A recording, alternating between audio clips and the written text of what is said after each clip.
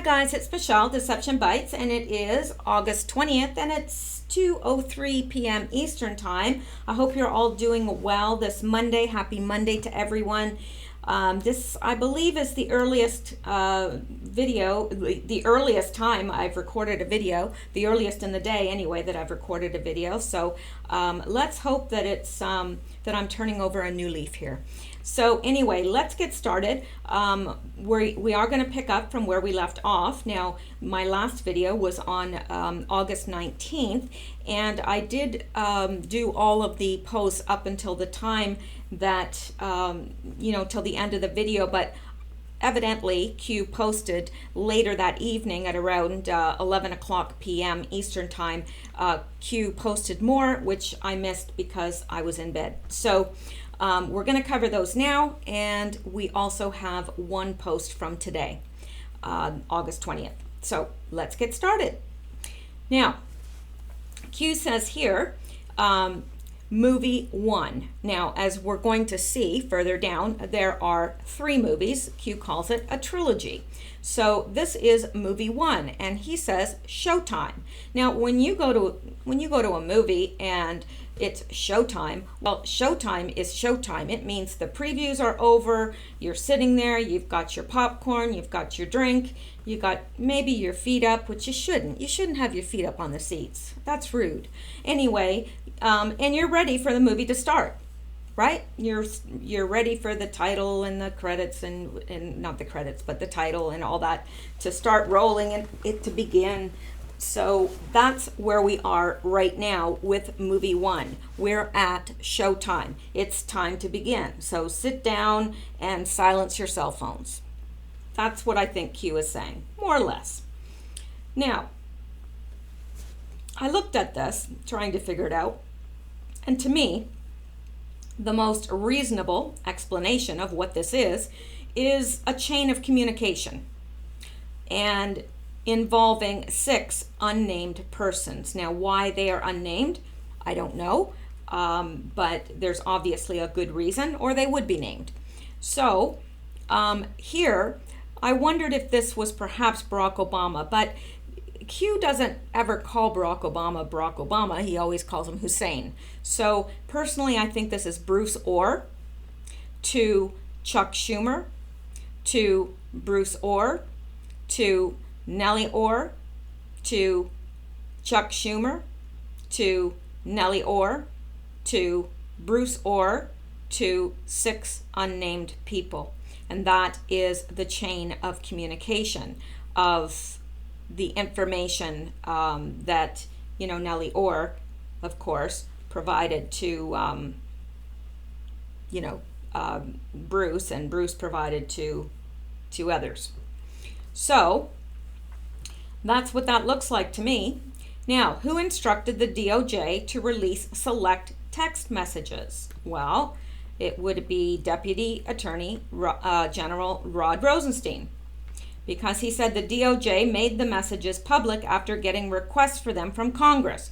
Rosenstein told the House Judiciary Committee his goal was, this should be was, I'm sorry, stuff like that drives me crazy, was to be as forthcoming with the media and public as possible when lawful and appropriate. So the answer to this question is Deputy Attorney General Rod Rosenstein. He is the one that made the text messages available.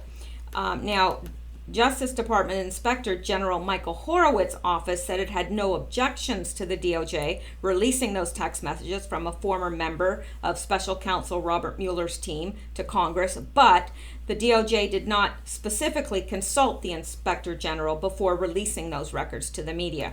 Now, were they required to? I don't know, but they didn't. So, not sure if that is a big deal or not, and Q does not tell us whether or not that is a big deal, but it was, in fact, Rod Rosenstein that released those text messages. So, now, when did Rod Rosenstein learn of the involvement of Bruce Orr and Nellie Orr?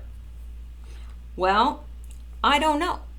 And I don't know that anybody knows. And if you know, please put it in the comments below, because in all my investigating, I have not found an answer to that. But now I did find, according to Representative Matt Gaetz, Rod Rosenstein won't tell us, this is, his words, Rod Rosenstein won't tell us when he first learned that Nellie Orr was working for Fusion GPS. So I want to know from Bruce Orr, when did he tell his colleagues at the Department of Justice that, in violation of law that required him to disclose his wife's occupation and his sources of income, he did not do that? So when did all of the other people at the Department of Justice find this out? Because Rod Rosenstein, I've asked him twice in open hearing, and he will not give an answer. I think there's a real smoking gun there. I'm going to erase this here because it's not as applicable as I once thought it was. So what happens if Rod Rosenstein knew prior to signing the Carter Page FISA? Well, to tell you the truth, I don't know what would happen. I would assume that it would be, well, not assume, it would be a violation of some sort, but the nature of that violation and how serious a violation that would be, I don't know. And if you do, please, again, put it in the comments below. I know it would be a fairly serious, I would assume, because if he knew that it was a sham, really, before signing it, then that's a big issue. That's a really, really big issue. So I don't know.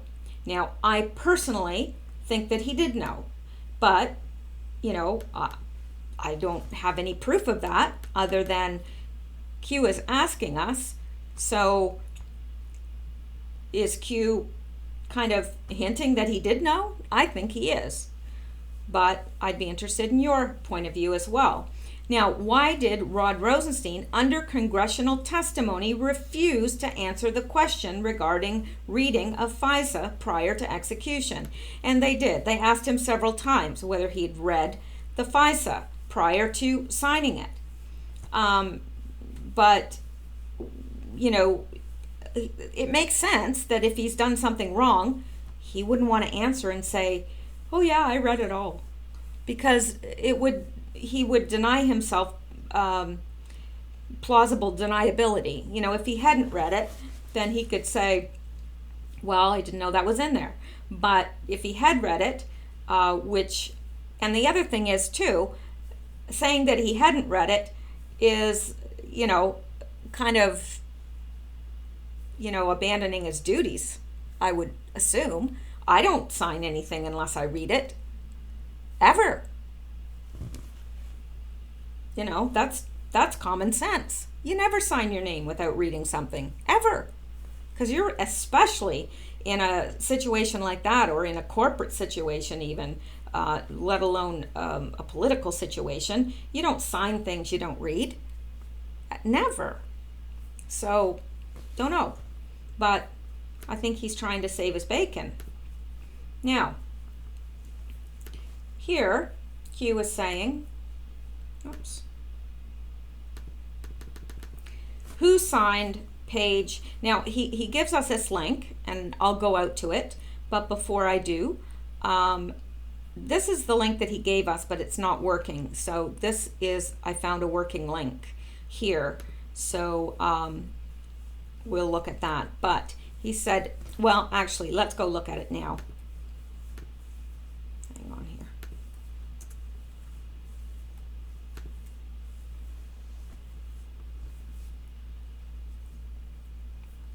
So this is the FISA surveillance court orders and applications, and Q asks us some specific questions. He says, let's go back. Who signed page 380? Well, let's look at 380.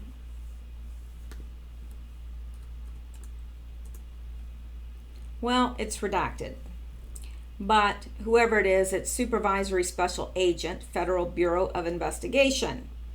So I'm just showing you that this is how I'm getting the answers to this. All right, there's no mystery here. Who signed page 380, it's redacted, but it's a supervisory special agent, and I would assume it to be Strzok, but I don't know. That's my guess. That's my story, and I'm sticking to it. All right. Who signed page 389? Well, Andrew McCabe, Deputy Director, FBI, 389. Let's go look at that. Sorry, I just hit that. 389. And Andrew McCabe's name is the only one on here as signing Deputy Director, Federal Bureau of Investigation. And then we've got 391. Well, 390 is redacted. Let's go take a look at that. 390, 391, and 392. So 390, it's redacted. We can't get anything from there at all. 391 is Rod Rosenstein, Deputy Attorney General of the United States. That's definitely Rod J. Rosenstein. And 32 is redacted, but it says Attorney, U.S. Department of Justice. So there we go. So who signed 380? It's redacted. Supervisory Special Agent, could be Strzok. Who signed 389? Andrew McCabe, Deputy Director, FBI. 390 is redacted. 391 is Rod Rosenstein, and 392 is redacted. This right here is the link he gave us, which does not work. It is not the right link, but he corrects it in his next post. So we were looking at the correct document. All right. And now he says, is one of 4 firewalls. Now, one of 4, I think, when he's talking about firewalls, I think is the signers, because former FBI Director James Comey, Deputy Attorney General Rod Rosenstein, former Deputy Director of the FBI Andrew McCabe, and former Attorney General Sally Yates were all required to sign off on the FISA, the court warrant application before it was reviewed and ultimately approved. So they were supposed to, these 4 people were the firewalls. That's what Q is saying. Okay, they were the firewalls. They were meant so that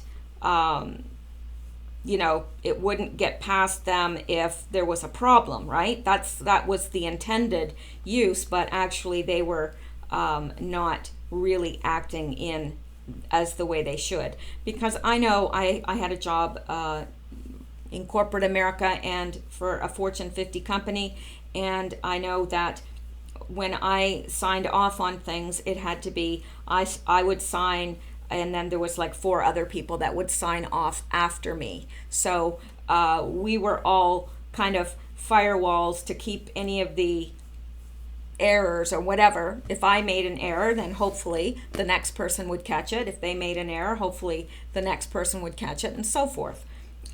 So anyway, I think that is what Q is alluding to here. Who signed? Firewalls? Who signed? Firewalls? So he's asking us, who signed? Well, these are the people that signed. So then he says FISA 20. Now I believe that these are the 20 pages of the FISA document that were redacted, need to be unredacted. Now, Q says the trilogy. So there are 3 movies, and we're only on part 1 of the trilogy, and we're at Showtime. We're at Showtime for movie 1. Okay? I guess it would be like, I can't think of a movie that has 3. The Matrix? Does The Matrix have 3? I don't know. I lost track. But anyway, you know what a trilogy is. Anyway, movie 1, full, the start. So this is where we are right now. And this is the plot of that movie. And the plot is fascinating, I think. Fascinating. Okay, how the intelligence apparatus, State Department, and Department of Justice of the United States, in joint effort with our primary foreign allies and other covert assets, as directed by Hussein, the Hussein White House, in coordination with Hillary Rodham Clinton, colluded and conspired to rig the presidential election of 2016 in an effort to install Hillary Rodham Clinton, frame POTUS, projection, create emergency contingencies regarding installation of safeguards and firewalls to prevent exposure or continuation of presidency should counter fail, to ensure operators, actors, agents of powers, past and present, remain in control, and use sources, covert assets of the fake news media to carry out X-frame barrage of strategic, coordinated, guided attacks designed to divide, cover, shelter, justify impeachment, removal in effort to regain control. Yeah, that pretty much sums up. And so, attacks designed to divide, cover, shelter, justify impeachment or removal in effort to regain control and prevent public awareness of illegal, criminal, treasonous acts. Remember, they never thought she would lose, right? So, imagine the night of the election. Just imagine the fear that went through Hollywood, DC. Just think of the fear that just ran like a current through DC. I can only imagine. So, movies 1 to 3, full list. Now, so that's only the first movie. Wow, that's a lot to happen in the first movie, isn't it? That's a whole lot. Oh, but wait, there's 2 more movies to come. What are they going to be about? Well, number 2 movie is coming soon to a theater near you. Movie 2's coming this fall. Well, actually, they're all coming soon to a theater near you.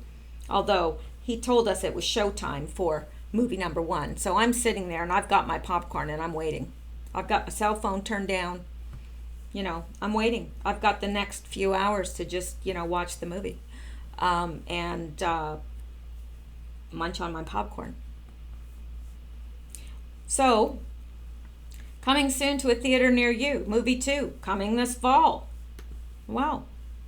And then movie 3 is to be announced. Enjoy the show. Q. But in a trilogy, you really have to watch them in sequence, right? So we're sitting down, we're waiting for movie 1 to begin, it's showtime for that, and after that's carried out, which should be soon, right? Because coming this fall, there's movie number 2. We have to be finished with movie number 1 before we can watch movie number 2. I can't watch 2 movies at once, can you?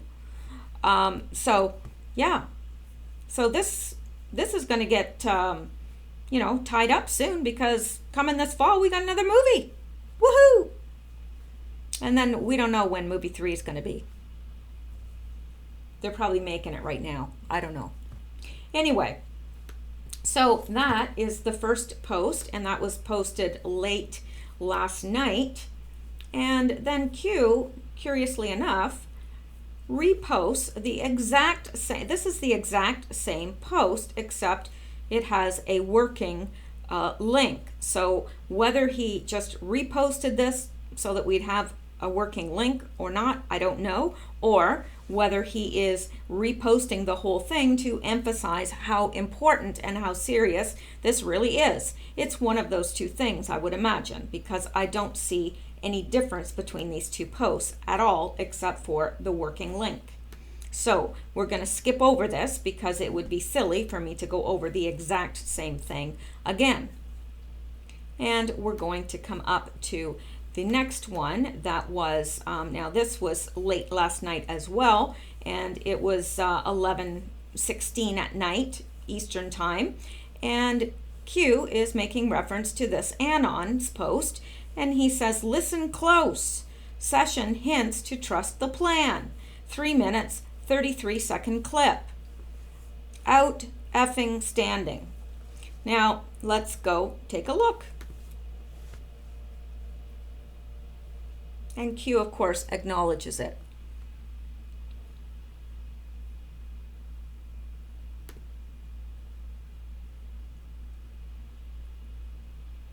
Oops. Yes, there are those in this room, and maybe more than a few in this room, who get frustrated about when they turn on the TV at night, you know, and you have to take Rolaids and got an opinion about what the Attorney General should do or what something else should do. Well, I get frustrated too. A lot of things I'd like to be able to say and explain, but the rule of law isn't always about getting the outcome, you see. It's using the same fair process, pursuing the truth wherever it leads. We can never allow any part of our legal system, and least of all the Department of Justice, to be reduced to a tool for a political agenda. This department will not make decisions based on politics, ideology, bias, as long as I'm Attorney General. I believe that this is what the American people expect.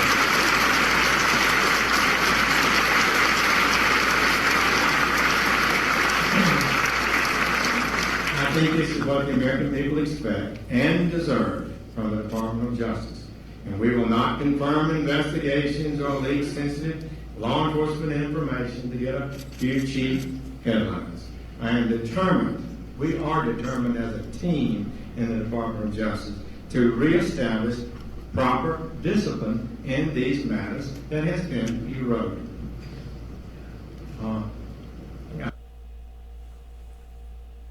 So, actually, you know, seeing him speak to me makes him look like a likable guy. You know what I mean? He just looks like a likable guy to me. And Q has told us over and over again to trust the plan and to trust Sessions, right? He's told us to trust Sessions, that we can trust Sessions, and Session hints that we need to trust the plan. So there you go. And Q acknowledges this just by, you know, making here he acknowledges it, and usually that means that he's in agreement, because if he's not in agreement, Q always corrects or adds information. Now here is the post from today, the only post from today, at least it was last time I checked, so I am going to go ahead and cover that. If there are other posts later today, I will cover those as well later, but right now let's take a look at this.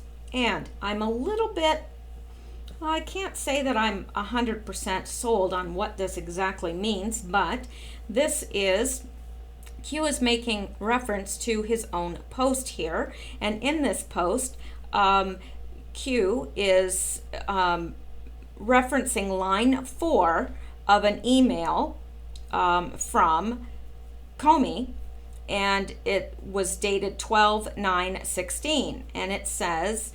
untethered to department standards ... concerned dedicated resources in place are not adequate to shelter against the presidential daily briefing in which several agencies contribute ... And then next Q says, will you stand or cower? Now he's talking directly to Comey there, not to us. Will you stand or cower? Resist operation will not provide enough public support for cover. Smile for the camera. Patriots in control. Q. So to me, he is giving enough of an email that Comey has written for Comey to know that, okay, yeah, we've got all this, and are you going to stand tall or are you going to cower? Because the resistance operation isn't going to provide enough public support to cover you. So smile for the camera. Patriots in control. Then he, Q, he, she, they,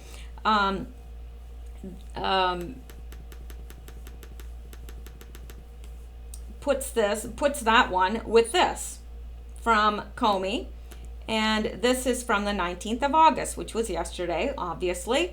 And in this tweet, Comey says, "Truth exists and truth matters. Truth has always been the touchstone of our country's justice system and political life. People who lie are held accountable. If we are untethered to truth, our justice system cannot function, and a society based on the rule of law dissolves." Now, it's interesting because he uses the same word, untethered, in this unreleased email, untethered to department standards.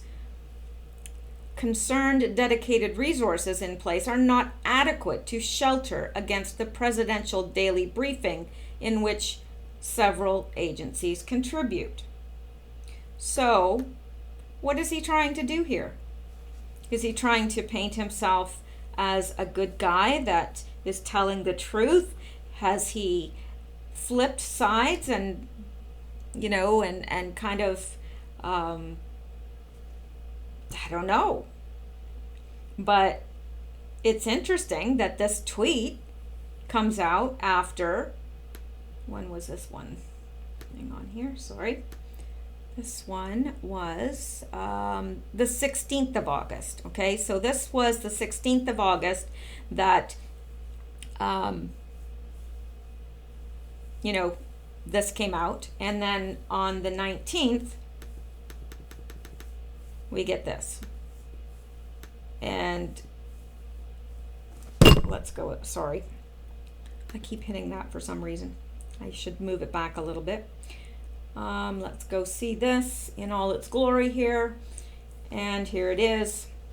Truth exists, and it would be interesting to see what people have said in response to this. Somebody says ridiculous. And then someone says ridiculous for being alive or outside jail. Some of these would be, truth is always truth unless you are Donald Trump, of course. And then it says 4 minutes after QAnon post to him. And then it says people who lie are held accountable. What about Peter Strzok or yourself when you said you had interviewed Clinton before deciding to exonerate her, when it came out later that was just completely untrue? Where was the accountability then? And then somebody says, okay, but do you believe in karma? How do you sleep at night? Perjury is no kin to truth. Ask George Washington University law professor Jonathan Turley about your perjury problem, Mr. Comey. So, anyway, there you go. And this is weird. It says coming spring 2018. A higher loyalty. Oh, yes. And everywhere I look, that book is on sale, so it can't be selling too well. Just saying. All right, now let's go back here, and that is, now Q underneath here says, do you believe in coincidences? Nothing to see here, Q. So that is it for today. Now, I'm not saying that will be it for today. I don't know. But as of now, that catches us up with all the Q posts. So I hope you enjoy the rest of your Monday. I hope it goes well. I know Mondays are sometimes draggy days and a little bit blue, but I hope that you have a wonderful day and that you all stay well and stay safe. I'll talk to you guys later. Thank you so much for listening.